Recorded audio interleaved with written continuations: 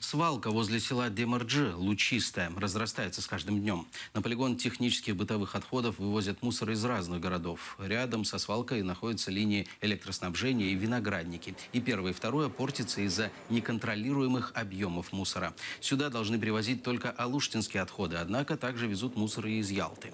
Хотя депутаты решили, что ялтинский мусор будут вывозить на Белогорский полигон. На это выделяют необходимые средства.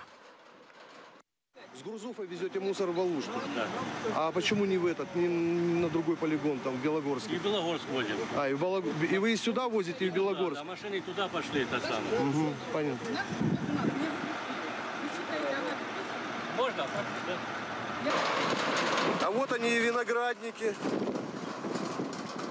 Наши хорошие вина Массандры.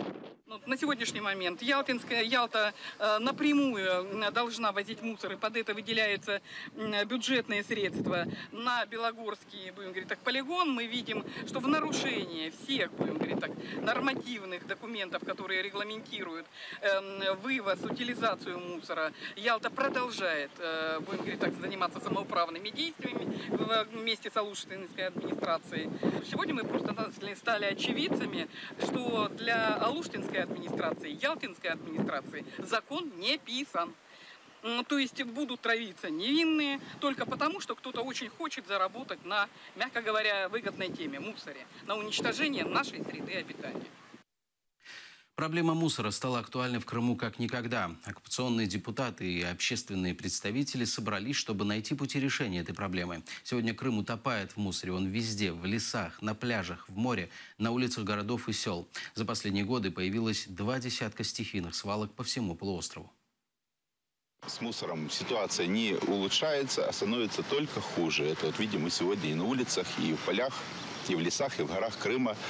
И то, что творится с полигонами, назовите дату, когда что-то мы пойдем и увидим. Чтобы сегодня нам продемонстрировать, где свалка исчезла, как при каком-то населенном пункте. Такого у нас, к сожалению, так и не случилось. За 2 года можно было убрать хоть что-то. Да, делается, да, какие-то происходят изменения к лучшему. Но тот уровень, который сегодня в Крыму, он не соответствует ни пожеланиям людей, ни настроениям, ни тем требованиям, которые предъявляются к Крыму как региону туристическому, курорту.